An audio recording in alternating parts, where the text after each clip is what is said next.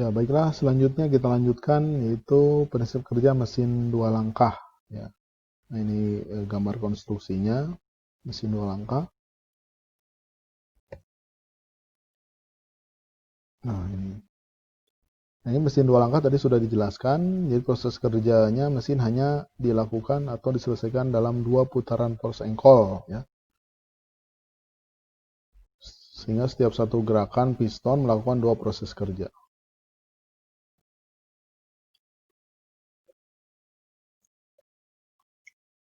Nah, yang pertama langkah hisap dan kompresi. Nah, ini bersamanya. Jadi setengah putaran pertama atau sekitar atau 180 derajat putarannya, piston bergerak dari TMB ke TMA. Jadi dari bawah ke atas, TMB dan TMA otomatis terjadi kevakuman. Apa yang terjadi di atas piston itu? Terjadi langkah kompresi. Nah, karena naik ke atas terjadi di atas piston terjadi langkah kompresi. Ketika lubang pembuangan itu tertutup oleh piston, maka terjadi langkah kompresi. Sedangkan di bawah piston terjadi langkah hisap karena ada kevakuman tadi. Jadi pengisian ruang engkol. Jadi udara bahan bakar masuk di sini melalui lubang masukan atau katup masuk. Nah, itu langkah hisap dan kompresi. Jadi sambil menghisap sambil mengkompresi. Di bawah piston menghisap, di atas piston mengkompresi. Kemudian yang kedua langkah usaha dan buang. Nah, ini setengah putaran berikutnya atau kedua atau 360 derajat, piston bergerak dari atas ke bawah dari TMA ke TMB. Yang terjadi di atas piston terjadi langkah usaha ya, karena tadi naik di percikan busi terjadi langkah usaha, maka piston bergerak dari TMA ke TMB. Sekaligus langkah buang setelah nih lubang pembuangan ini terbuka. Usaha dulu, langsung membuang sisa pembakarannya. Itu di atas piston. Yang di bawah piston yang terjadi apa? Di bawah piston itu terjadi langkah bilas, pembilasan. Nah, ini kan ke bawah dari atas ke bawah, tes. Pembilasan itu nih, ini kan masuk udara bersih, bahan bersih masuk ke ketinggian terbuka ini celahnya masuk ke ruang bakar. Itu terjadi pembilasan. Nah, itu dua langkah dari mesin 4 atau mesin 2T, 2 langkah. Ya. Nah, maka disimpulkan perbandingan mesin 4 langkah dan 2 langkah, mesin 4 langkah. Nah, tadi hemat bahan bakar, ramah lingkungan, ini kelebihannya perbandingan. Karena kerugian gas baru yang terbang bersama gas buang sangat kecil ya. Sistem pembakaran lebih sempurna. Kemudian sistem pelumasan lebih sempurna. Daya tahan mesin pada jarak jauh lebih baik. Ini jangka waktu overhaul lebih lama.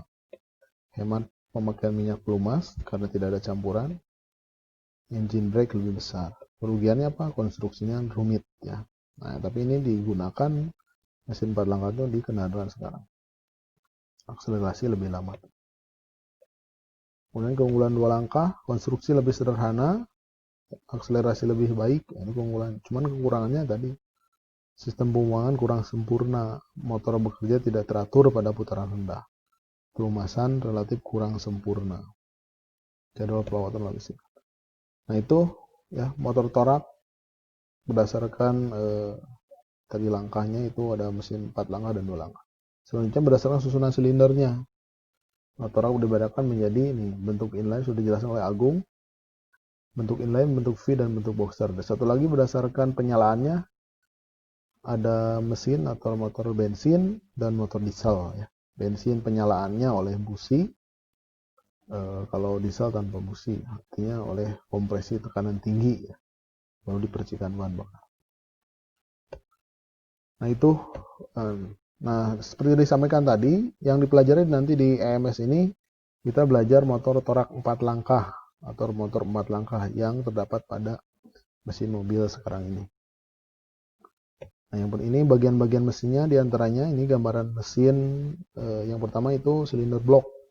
Ya, ini blok silinder 4 silinder nih, 4 ini lubang 1 2 3 4 ini. Silinder blok seperti ini. Ada silindernya, ya. Dan ini ada mekanisme poros engkolnya. Nah, itu silinder blok. Fungsinya ya tempat nanti ini si piston bergerak di sini, menggerakkan nanti selanjutnya ke poros engkol.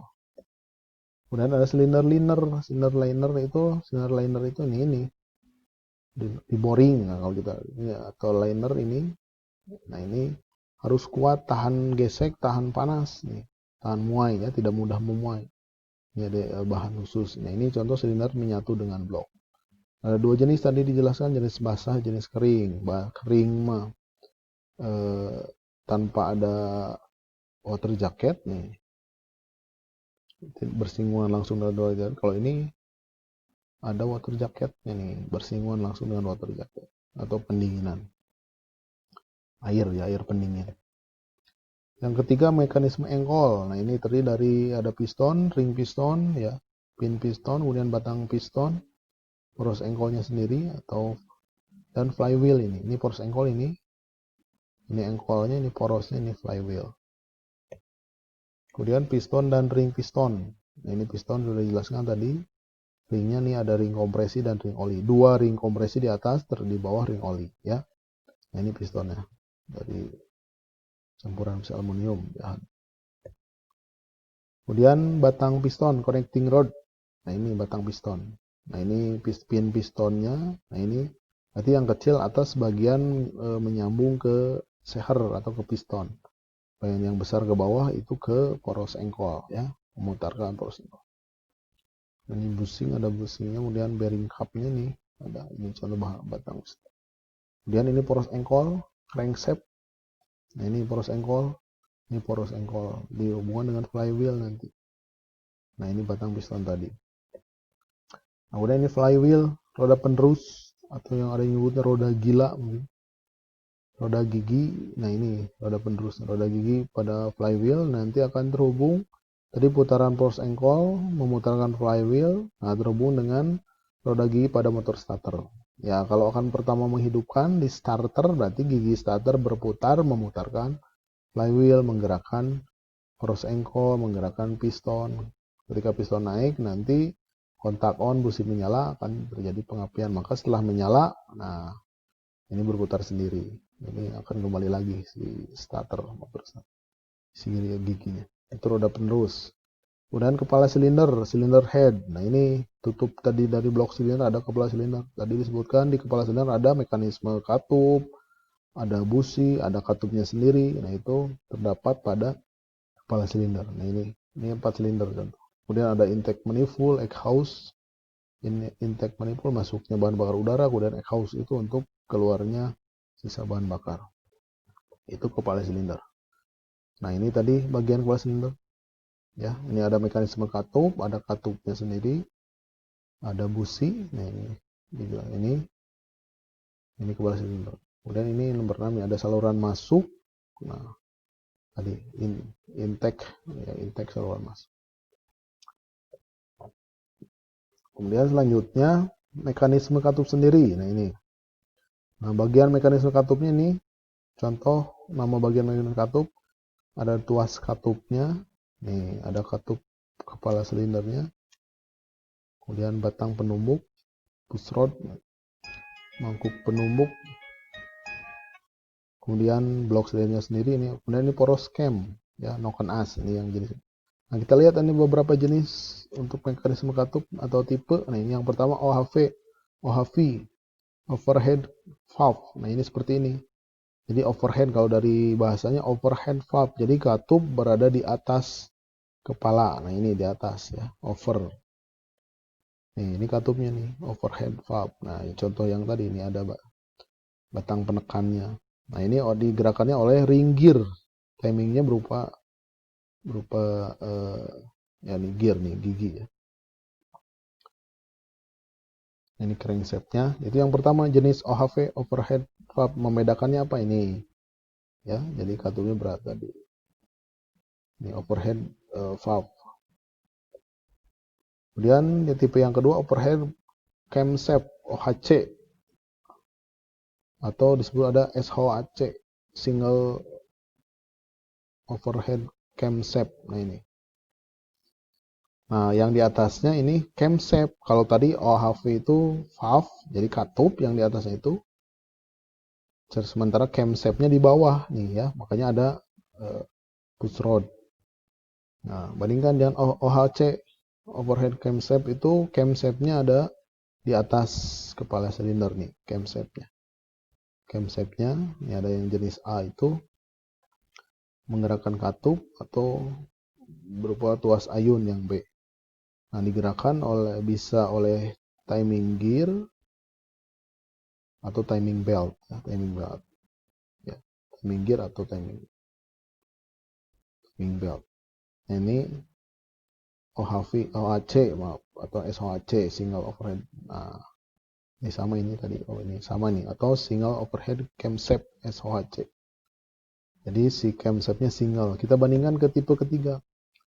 DOHC, double overhead camshaft. Nah, ini di overheadnya itu berubah camshaft double. Nah, ini ada dua camshaftnya double. Nah, ini mekanismenya, buka tutupnya. Berarti katupnya ini ada double, dua katup masuk, dua katup buang.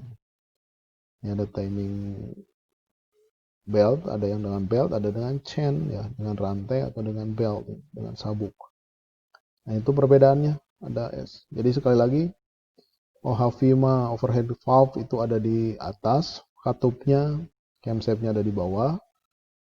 Kemudian yang kedua, OHC atau SOHC itu yang di atasnya itu camshaft, ya, single, tapi single itu ada satu camshaft. Sementara DOHC itu double overhead camshaft. Itu tipe mekanisme katup.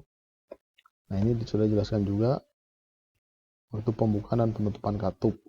Ya, ini diagram katupnya. Ya.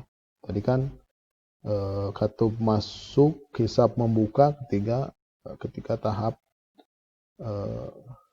hisap, ya. Itu katup masuk membuka ketika tahap hisap. Ini diagram, nanti lebih jelas. Itu saja kesimpulannya materi yang kita pelajari, ya, di pertemuan ketiga ini di dasar mesin, dasar engine, ya. Nah, mudah-mudahan ada gambaran meskipun kita tidak bertatap muka, kita masih di rumah masing-masing, ya. Mudah-mudahan tetap sehat, ya.